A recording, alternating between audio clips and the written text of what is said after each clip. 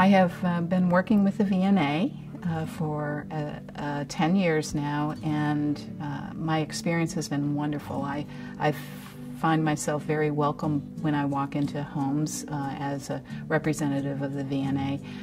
Many times people have already had a previous experience through the Visiting Nurses Association, so it's like welcoming somebody that they know into their home. I primarily work with two types of patients, hospice patients, those patients that have been diagnosed with a terminal illness and with a prognosis of about 6 months or less. And the other group of patients I work with are called palliative care patients who also have life-threatening illnesses but may be seeking active treatment for their illness. So that's the clientele that I primarily work with. I think for me it was always about having a relationship with the patient.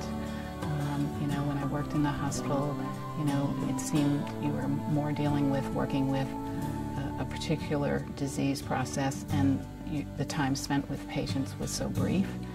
And so I've always wanted to, and I've always chosen to do work that involved developing relationships with my patients, and certainly working with patients when they're dying or near death.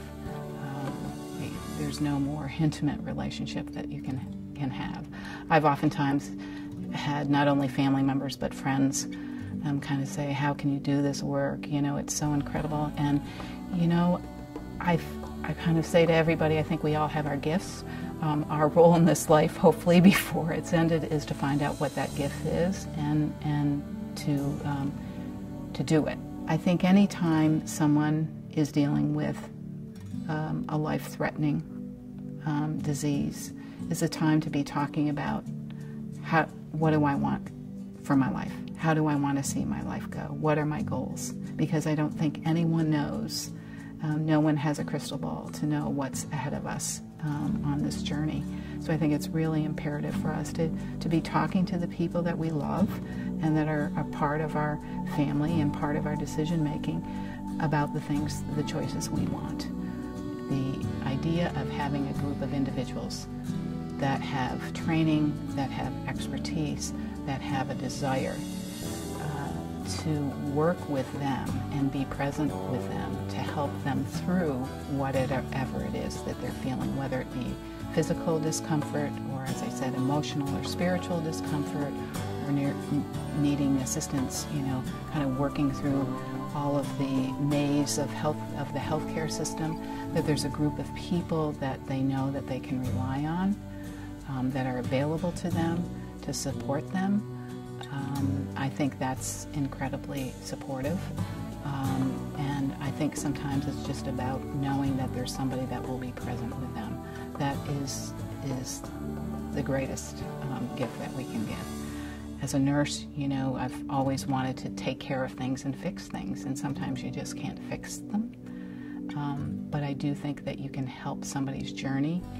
You know, I've seen incredible transitions of people being really frightened when they first got diagnosed, but as they've worked with our team and got to know people and got to trust them and understand that they are there and can help them, I think it only enhances their quality of life. And I think that's what our role is to help somebody enhance and have the best quality of life. I talk about caring for the living until they die, not caring for the dying. You know, to be able to live and die in the place that you call home, you know, I mean, I would wish that for anyone. You know, so there's something about a comfort about being in familiar surroundings, with familiar smells, with familiar people, with familiar things that are so important, that I think add to the comfort of folks. So when someone knows that they can be there and not necessarily have to go someplace else to die, gosh, I think that's a wonderful thing. I hope I can. Planning for end-of-life care can benefit your entire family. Visit vnacares.org/hospice to learn more, or call 802-860-4410.